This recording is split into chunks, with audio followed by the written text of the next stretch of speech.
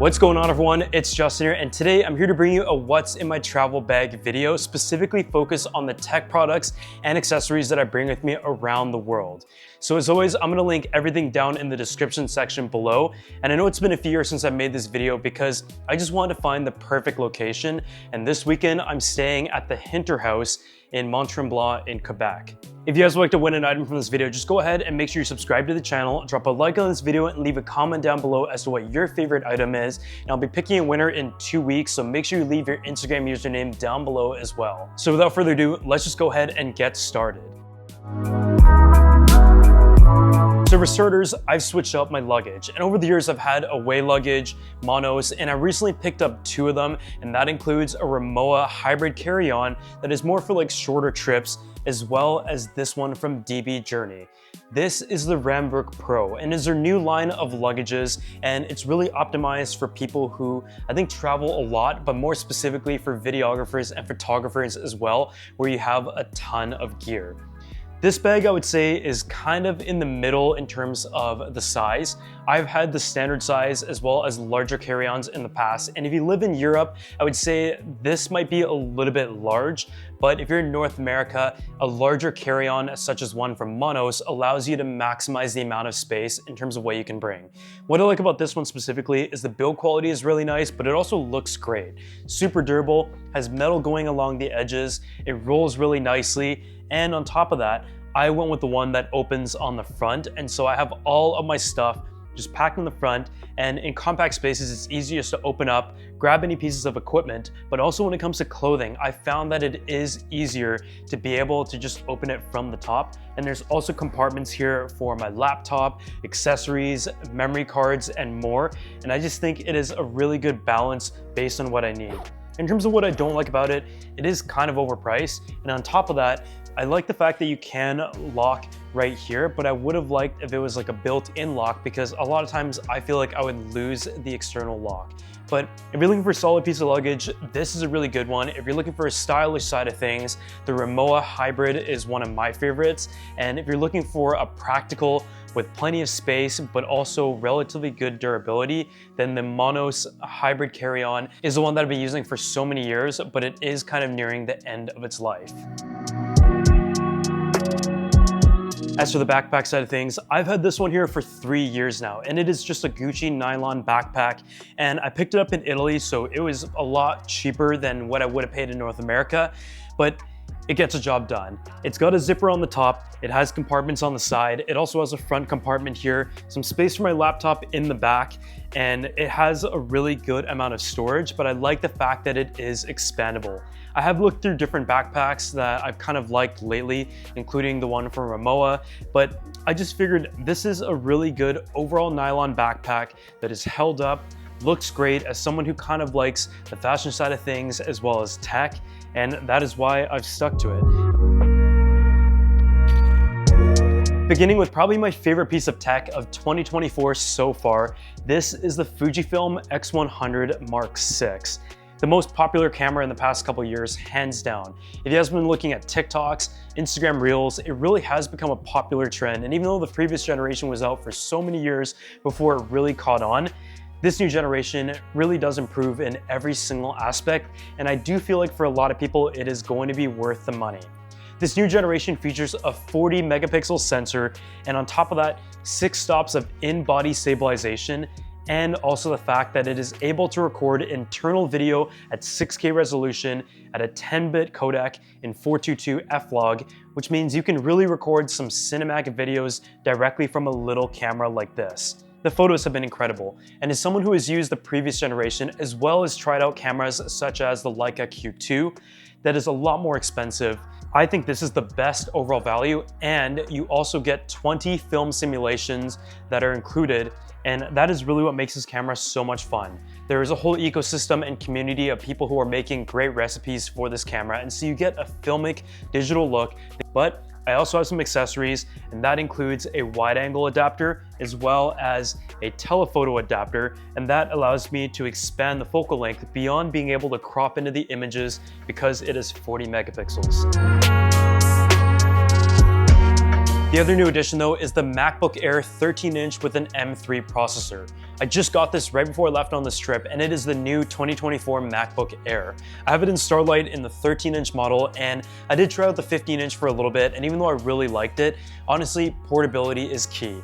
And as someone who's used the MacBook Pro 14-inch for many years, I like that I was able to do great video editing on the go, but I find that I usually just try to go home as quickly as possible, and so a lot of the work that I was doing on my laptop was editing photos and browsing the web and not really doing any major video editing, and so this computer is perfect. The battery life lasts longer than my MacBook Pro for what I do on it, and when I need to, I can still do some editing. It is a very capable computer, and some of our editors actually do all of their work on a MacBook Air.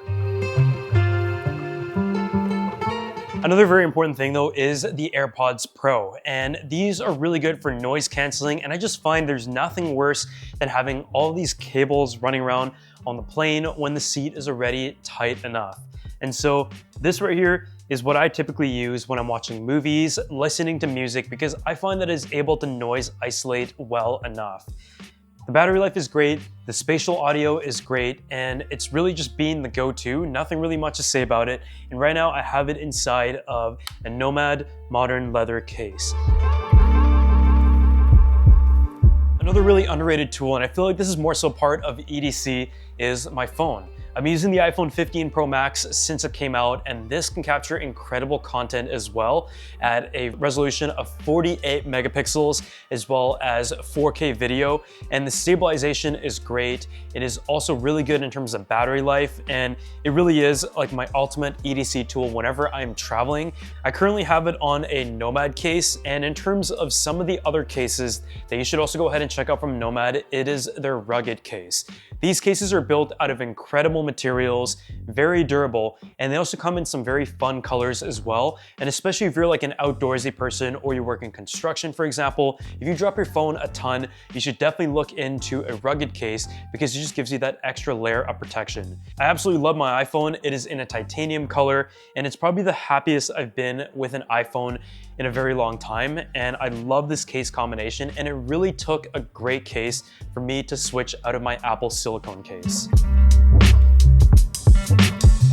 Some of the other accessories though include a battery pack, and I've had so many of these in the past, but the one that I've gone with is the Anker one. It is 10,000 milliamp hours, and this is probably the medium size in terms of a 10,000 milliamp hour backup battery, but it is a really smart battery. You have USB-A if you need it, as well as USB Type-C right here, and you have 2 ports to be able to plug your devices into, and it's also what it uses to charge the battery pack itself. A 10,000 milliamp hour battery on average is probably going to be able to charge my iPhone just under 2 times, and I find that that is enough in a given day. I love the fact that it also has a little display screen right here that shows all of the data in terms of how long it's going to take to charge the battery pack, your device, as well as the percentage that is left. And I have 2 of these usually when I travel because it is able to charge my camera, my drone, my microphones, and all that stuff, and it has just been really reliable. On the topic of charging though, this is the Nomad wall plug, and I have a few different variations of these, but this is the Nomad Slim. This slim charger right here is 65 watts in output, and it has a foldable prong, and it really is the thinnest charger that I've ever seen. They also make a 35 watt one that is even thinner, but on the bottom here, you have 2 of the ports. One of them is blue, and that is your fast charging port, as well as a gray port. And I just have it charging stuff like all of my camera equipment and also the backup battery itself. When it comes to the power station, having just a slim charger is not enough for a lot of cases when you have a lot of camera equipment. And this right here is the Nomad 130 watt charger, but I also use the 65 watt quite often. The reason why 130 watts is quite important is not because the computer needs, or any product that I have needs 130 watts, but it's the fact that it can charge my device at 70 watts, 30 watts, and 30 watts at the same time, giving the blue port right here the maximum charge allocation to ensure stuff like my laptop charges at its maximum speed, while everything else is probably going to be able to max out at about 30 watts each. But otherwise, these have been my trusty chargers, which is the larger brick as well as the slim one in combination. But when it comes to organizing all these accessories and keeping everything in line, I also use this Orbitkey.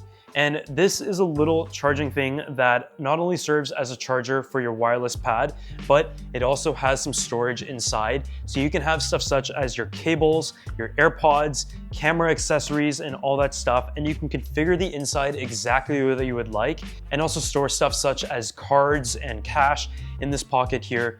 And it is like a little bento box for all of your equipment.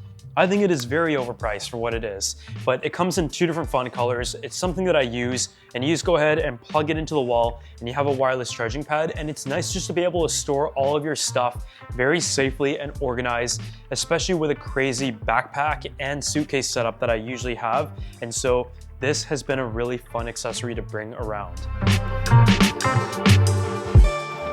Another little camera that I've been bringing around recently, even though I have the Fujifilm X100 VI, is the Ricoh GR3. The reason why I like this is because in terms of portability, it takes things to another level. This truly fits in my pocket, and so when I want to just be able to capture the moment and not have to carry a camera on my wrist or around my neck, this is really the best camera to bring. I believe it is 26 megapixels and it has a built-in APS-C size sensor with stabilization, which is really impressive for a camera of this size. And just like the Fuji, it just has this certain character to it that makes it so unique and fun. And as soon as you see it, it is just a more authentic form of capturing images that has really been on trend lately. When it comes to a Bluetooth speaker, I love to bring a small one around, and this right here is the Bang & Olufsen A1. It is a really portable speaker that fits nicely into a luggage, nice and flat, and it charges via USB-C port. And most importantly, the sound quality is great, but it's also part of the Bang & Olufsen ecosystem, and so I can control it on the app when it comes to the EQ. I can also pair other speakers, and very occasionally I'll actually bring my larger Bang & Olufsen as well, but I just love the look of this. And it just has a very durable finish. Your controls are built into the side and this cute little loop right here, but it comes in on sale quite often. So I would say wait till it's on sale because you're definitely paying for the brand to some degree. But yeah, it's been a really good product. I absolutely love it. And I think it is probably the best Bluetooth speaker for my personal uses, but I also really like the Sonos Roam. So as any tech lover, I feel like the tech doesn't stop in the traditional tech. It also extends into the toiletry bag as well as the shaver, the toothbrush. Every single thing has an app nowadays. And so when it comes to the toiletry bag, I'm gonna talk a little bit about that as well. But the star of the show here is the electric toothbrush. And this right here is the Laifen Wave. And it really is the most revolutionary toothbrush. And its nickname is if Apple made a toothbrush, this is what it would look like, and it's available in 3 different finishes. You have the ABS, the aluminum, and the stainless steel, and it comes in at a price of $69.99, $79.99, and $99.99, and it is really, really competitive. In terms of the specs, it is the most powerful electric toothbrush on the market at over 60,000 RPMs, and on top of that, the battery life is impressive, but the oscillation pattern is also unique in its own. Instead of just vibrating the head and spinning it around, it actually oscillates back and forth. And with my dad being a dentist, he always told me that I was supposed to brush my teeth up and down, and this electric toothbrush does that for you. The best part is also the fact that the heads are super cheap. $10 for a pack of 3, or $18 for a pack of 6. And I feel like that is a lot of times a concern for a lot of people, that when you get into an ecosystem, you're stuck with it and they just jack up the prices of the toothbrush heads. So in this case, very affordable. The packaging, the presentation, the build and everything, and even down to the charger. It is a magnetic charger on the bottom. You have a little magnet indicator here. You can also control all the different modes, the speeds and patterns on the app itself. And you can also set it to an airplane mode so it doesn't start to vibrate in your bag and cause ruckus while you're traveling around, which is actually a pretty underrated feature. So if you guys want to check out the Laifen Wave for yourself, I'm going to drop a link down below.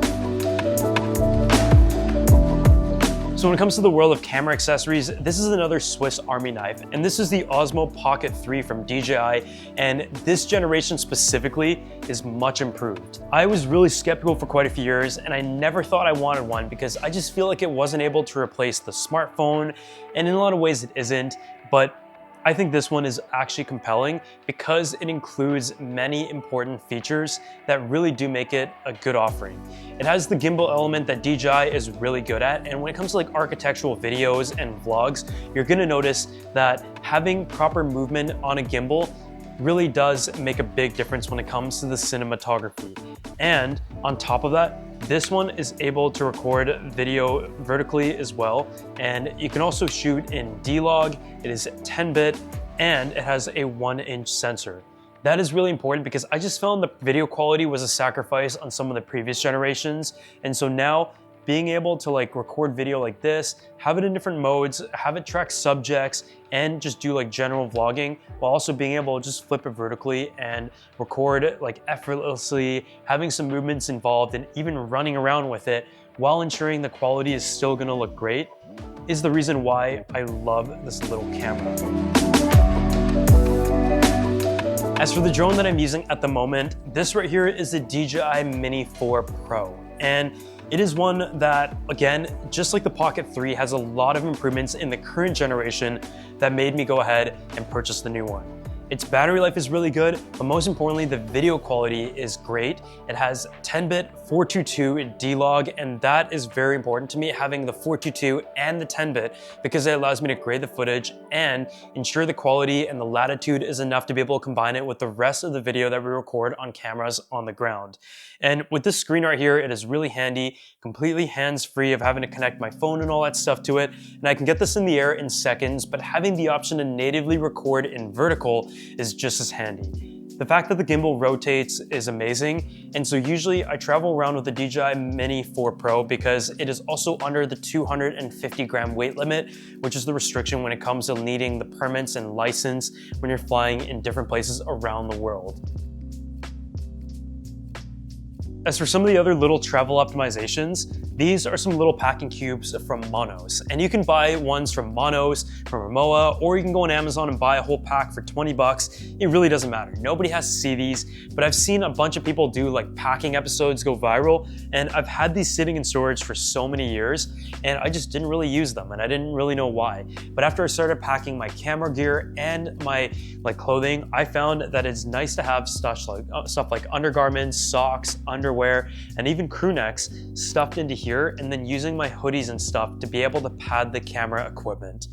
It allows you to just really plan out how much stuff you can bring, sort it out into different bins, and not spread out all of your crap throughout the room. And so I really recommend getting these packing cubes, and when you're not using them, you can actually tighten it up and just flatten it out and store it all into one bag. And so within my bag here, I just have a lot of little packing cubes that are put into a grid along with my camera accessories, and that is how I fit all the stuff in a carry-on bag.